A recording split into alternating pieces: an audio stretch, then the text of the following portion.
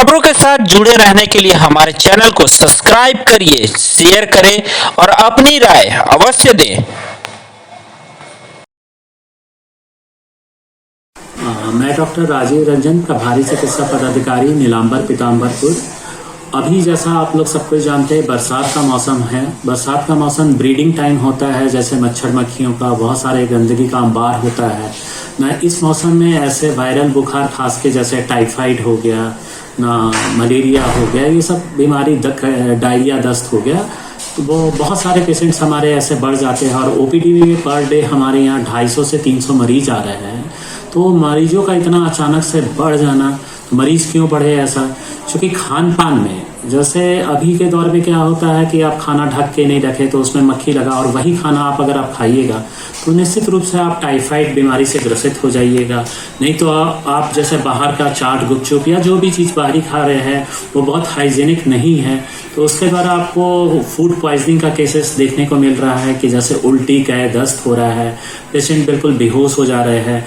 छोटे छोटे बच्चे में अभी देखने को आ रहा है कि बहुत तेज बुखार हो रहा है ना, टाइफाइड के पेशेंट बहुत बढ़े हैं, वायरल बीमारियां बढ़ी हैं।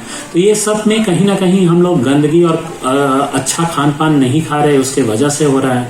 तो इसमें मेरा लोगों से यही दरख्वास्त है कि खाना को ढक कर रखे, खाना गर्म करके खाए, पानी को उबाल करके, ठंडा करके, छान के पिए। इससे क्या होता है कि टाइफाइड वाला बीमारी, जो भी कीटाणु रहेगा वो मर जाएंगे और आपको टाइफाइड की बीमारी नहीं होगी। और अगर आप साफ सुथरा इससे रह रहे हैं तो आपको किसी भी तरह का कै, दस्त या डायरिया, डिसेंट्री की बीमारी नहीं होगी। तो मेरा लोगों से यही दरख्वास्त है कि अपने अगल बगल पूर्ण रूप से साफ सफाई रखें और बाहरी भोजन से जितना हो सके परहेज रखें। स्वच्छ भोजन कीजिए और एकदम स्वच्छ पानी पीजिए, आपको किसी भी तरह की बीमारी नहीं होगी। और जितना तक संभव हो घर का ही खाने का प्रयोग करें, खाना गर्म करके खाएं। और मेरा भविष्य में सभी लोगों को प्रति है कि आप लोग स्वस्थ रहिए और ये लोग जागरूकता आप अपने घर घर फैलाइए कि कम से कम लोग बीमार पड़े और हमारा क्षेत्र बिल्कुल स्वस्थ रहे। देखिए, अभी भी क्या होता है कि जैसे बारिश के दिनों में लोग, क्या होता है कि पानी जहाँ तहाँ जम जाता है और वहाँ पे फिर मच्छर मक्खी पनपते हैं। तो ये कहीं ना कहीं हम लोग अपने घर के आसपास या अपने घर में साफ सफाई रखेंगे तो ये बीमारी हमारे समाज में ही नहीं आएगा। तो लोग कहीं ना कहीं, हम लोग जाके देख रहे हैं क्षेत्र में, तो साफ सफाई प्रॉपरली नहीं हो पा रहा है, जिस कारण से बीमारी का दर इस मौसम में बहुत बढ़ जाता है। और ऐसे भी कहा जाता है कि बरसात का ये जो मौसम है, ये ब्रीडिंग टाइम होते हैं। जितनी भी बीमारियां होती हैं, जैसे मलेरिया ले लीजिए, डेंगू ले लीजिए, या टाइफाइड बीमारी ले लीजिए, या डायरिया दस्त ले लें। क्योंकि इस बीमारियां में क्या होता है कि देखिए, आप कोई भी चीज़ जानते हैं कि जो पानी एक जगह रुका हुआ पानी रहता है, उसमें बहुत तेजी से मलेरिया का लार्वा हो या टाइफाइड की बीमारी का हो, बहुत तेजी से फैलता है। तो अगर हम उसको, पानी का जल जमाव नहीं होने देंगे, आसपास का वातावरण अगर हमारा शुद्ध रहेगा और खाना हम अच्छे से खाएंगे, साफ सुथरा खाना खाएंगे, धोकर खाना खाएंगे, तो हमको ये बीमारी नहीं होगी। एक तो छोटा सा एक पहल है कि अगर हम पूरा समाज अगर इस तरह से जागरूकता रखे कि कोई भी फल हम लाए तो उसको हम पानी से साफ तरह से धो लें, या खाना खाने से पहले हम अपने हाथ को अच्छे से साबुन से धो लें। क्योंकि देखिए, हाथ धोना एक ऐसा प्रक्रिया है, अगर आप अच्छे से हाथ धो रहे हैं तो 90% बीमारी आपको दूर हो जाएंगी। आपको टाइफाइड नहीं हो सकता है, आपको कै, दस्त नहीं हो सकता है। तो प्रॉपरली आपको एक आदत होना चाहिए कि आप खाना खाने के बाद हाथ धो लीजिए, या आप बाहर से आए तो पैर धो के अंदर आए। क्योंकि क्या होता है कि उस दौरान आप बाहर गए तो कीटाणु आपके चप्पल के माध्यम से घर में आया और सारे लोग को इन्फेक्टेड कर सकता है। इसलिए साफ सफाई और स्वच्छ भोजन और स्वच्छ पानी अगर रहेगा तो आपको और आपके पूरे परिवार को बीमारी से आप दूर रहिएगा। और पूरा परिवार जब बीमारी से दूर रहेगा तो हमारा समाज भी सारा जागरूक होगा और वो भी सारा बीमारी से दूर होगा।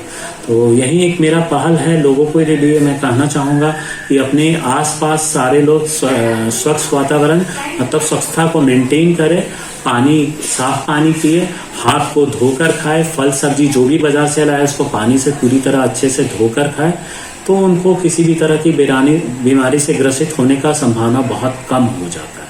सर, अभी के मौसम में इस पहल को लेकर के कोई जागरूकता अभियान वगैरह इस तरह का कोई कार्यक्रम कराने का कोई आसार है?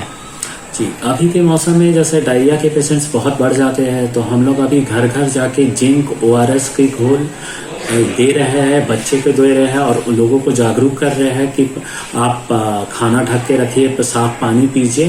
तो अभी हम लोग सहिया के माध्यम से घर घर जाके ORS और जिंक का टैबलेट का वितरण कर रहे हैं स्वास्थ्य विभाग के द्वारा। जैसे हम लोगों को जनप्रतिनिधि और मीडिया बंधु के द्वारा पता चलता है कि बहुत सारे जो गैर रजिस्टर्ड हॉस्पिटल है जिसमें जिनका रजिस्ट्रेशन हो गया है और वो डॉक्टर वहाँ नहीं रहते हैं, तो हम लोग वहाँ जांच करके, ये जांच कमेटी में BDO साहब, मैं खुद प्रभारी चिकित्सा पदाधिकारी और थाना प्रभारी, ये तीनों लोग का सम्मिलित जांच होके अभी हम लोग एक हॉस्पिटल को सील भी किए, आशीर्वाद हॉस्पिटल को। तो वैसे ही हम लोग को जहाँ पे भी अभी शक होता है तो हम लोग उस अस्पताल में पूरी टीम के साथ जाकर उसका पूरा मेडिकल गहन जांच करते हैं, और अगर उसका सर्टिफिकेट में किसी भी तरह की त्रुटि हो या उसका जो क्राइटेरिया है अगर फुलफिल नहीं करता है तो पहले हम लोग उसको वार्निंग देते हैं। वार्निंग देने पे भी नहीं होता तो फिर हम लोग उसको एक फाइन करते हैं। फाइन करने के बावजूद भी अगर उसमें सुधार नहीं है तो फिर हम लोग उसको सील कर देते हैं। देखिए, अभी क्या क्लिनिकल रजिस्ट्रेशन एक्ट कंपलसरी है, जहाँ पे भी आप डॉक्टर बैठा रहे हैं तो उसका क्लिनिकल रजिस्ट्रेशन होना चाहिए आपका। बिना क्लिनिकल रजिस्ट्रेशन के आप मरीज को नहीं दिखवा सकते हैं, और जो भी डॉक्टर जो रजिस्टर्ड है वही डॉक्टर देख रहे हैं, इसकी एकदम ये जांच का विषय है। अगर वो डॉक्टर की जगह कोई और अगर देख रहा है तो उसमें सख्त से सख्त कार्रवाई हो, और जो आदमी ऐसा बन के देख रहा है उसको सशस्त्र कारावास की सजा और विथ फाइन दोनों हो सकता है। सर, अभी जो है घुमंतु डॉक्टर क्षेत्र में व्याप्त है सर, उसको लेकर के कोई पहल की जा रही है क्या? अभी हम लोग के लिए एक एज गवर्नमेंट की तरफ से चल चिकित्सक वाहन का एक शुभारंभ किया गया है, जिसमें वो जाके क्षेत्र क्षेत्र में हमारे यहाँ से एक डॉक्टर और एक डॉक्टर के सहायक के रूप में जाते हैं। वो सारे अपने मेडिकल इक्विपमेंट के साथ वहाँ जाते हैं और वहाँ पे पहले पूर्व से मुखिया या जनप्रतिनिधि को पहले से सूचना दिया जाता है, और वो वहाँ पे जाके उनका एक इलाज करते हैं, और जिनको जो ज़रूरत होती है वो दवा वितरण करते हैं और उनकी स्वास्थ्य के बारे में उनको जागरूक करते हैं। तो ये हमारी टीम जाती है, और हमने एक बार अभी जांच भी किया था, गोपालगंज में टीम कर रही थी आपका आंगनबाड़ी सेंटर में, तो वहाँ अच्छी खासी नंबर में पेशेंट्स की भीड़ थी। 57 पेशेंट को देख चुके थे वो, और तो लोग अभी भी आ रहे थे। और भी एक रेवारातू पंचायत में भी हमारा चल चिकित्सा वाहन गया था, तो वहाँ भी लगभग 60 के करीब मरीज देखा गया था। तो जो हमारे क्षेत्र के लिए बहुत अच्छा बात है कि अब घर घर जाके उनको स्वास्थ्य की सुविधा उपलब्ध मुहैया कराई जा रही है। इससे है कि लोग को आने जाने में जो परेशानी का सामना करना पड़ता था वो अब परेशानी का सामना नहीं करना पड़ता है।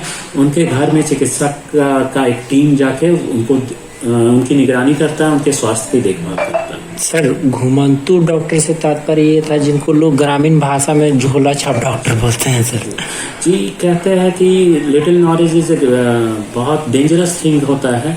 अगर आपको थोड़ा सा नॉलेज है तो वो बहुत ही हानिकारक होता है, क्योंकि क्या होता है ना, घुमंतु डॉक्टर जो देखते हैं कि अच्छा ये दवा बुखार के लिए पैरासीटामोल है, तो वो, लेकिन उनको ये नहीं पता कि वो होता है कि उनका साइड इफेक्ट अगर हो गया तो उसके बारे में बाद क्या दवा दिया जाए, क्योंकि हर एक दवा का साइड इफेक्ट होता है जो किसी को भी हो सकता है, और वो साइड इफेक्ट इतना ज़्यादा फेटल होता है कि मरीज की जान भी जा सकती है।